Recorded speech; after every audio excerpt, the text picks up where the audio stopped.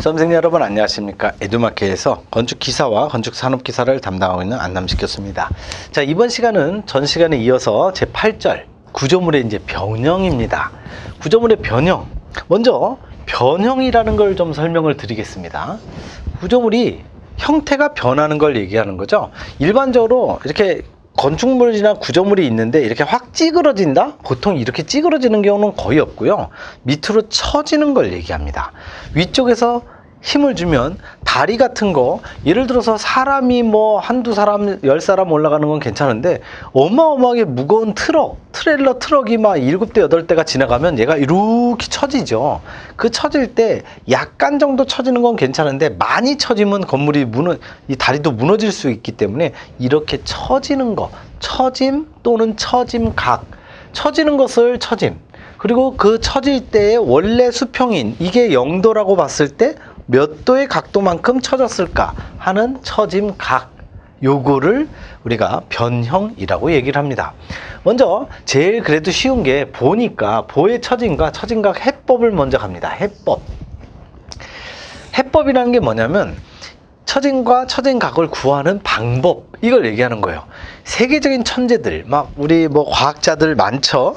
무슨 아이작 뉴턴이나 푸아송 이런 아저씨나 뭐 후크 할 때 후크나 이런 과학자들이 그런 세계적인 천재가 있듯이 최근에 한 200년 전에, 그러니까 뭐 우리나라도 그렇고 외국도 그렇고 굉장히 이 수학이나 물리의 천재들이 이런 걸 하나하나 박사학위 논문으로 제출한 거를 정리한 겁니다. 자, 어쨌든 처짐과 처짐각법을 해석하는 방법이 있습니다. 기하학적인 방법이 있고 에너지 방법이 있는데, 기하학적인 방법이라는 건 그림을 그려서 하는 거죠. 이렇게 밑에 있는 거, 요 그림을 그려서 만드는 게 기하학적인 방법이고, 에너지는 그림하고 상관없이 그냥 수식으로, 적분 기호 수식으로 구하는 거. 그래서 우리가 시험에 주로 많이 출제가 되는 건 뭐냐면 모멘트 면적법, 요거 많이 쓰고요. 공역법도 많이 씁니다. 탄성곡선, 이중곡선, 처짐곡선 쓰지 않습니다. 미분방정식 사용하는 거. 여러분들이 아니 간단한 미분과 적분도 어려워하시는데 미분 방정식 쓰라고 그러면 에이 포기하고 만다 라고 할 거예요. 다행히도 시험에 나오지 않습니다.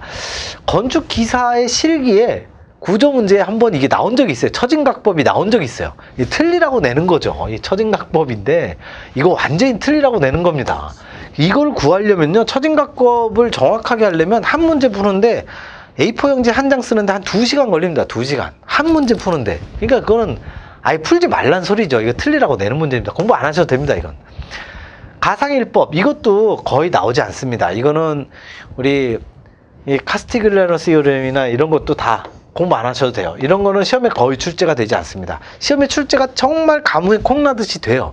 한 5년에 한 번씩 됩니다. 그것도 필기가 아니라 실기에서 나와요. 실기에서 나오는데 틀리라고 내는 문제예요. 그러니까 이런 것들은 공부하지 마시고 결국에는 요거 두 개만 정확하게 아시면 됩니다.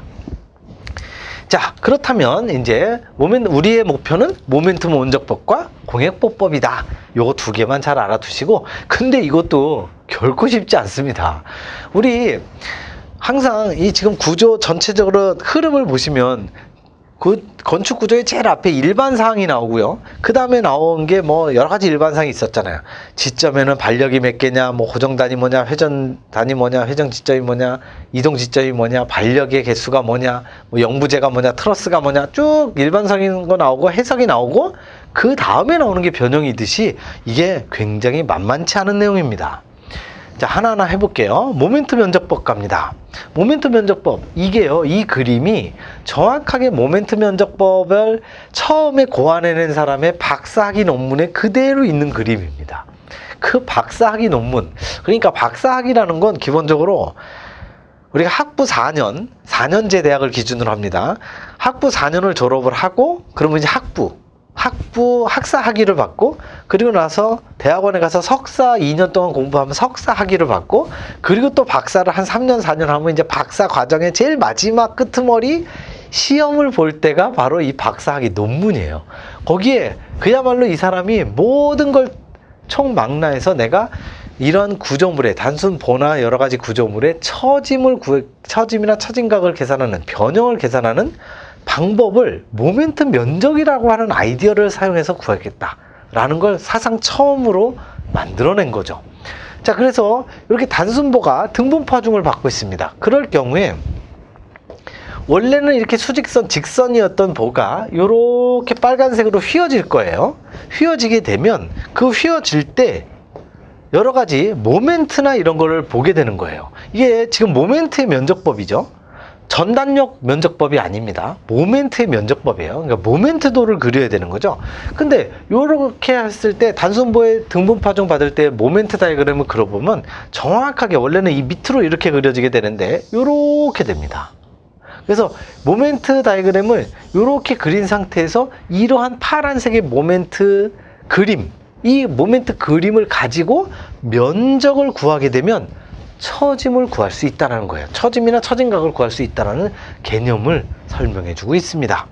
자, 그러면 모멘트 면적법 제1정리 처진각 계산할 때 막 굉장히 복잡한 적분기호가 막 나오고 있습니다. 그렇다면 이 적분기호를 공부를 해야 될까요? 공부 안 하셔도 됩니다. 이거는 안 하셔도 돼요. 아니, 이 적분기호를 공부하시는 건 저 앞에서 얘기했던 카스티글레르 세어렘이나 뭐 가상일법이나 처진각법이나 비슷한 거예요. 이거 굉장히 어려운 겁니다. 이거 할 필요 없어요.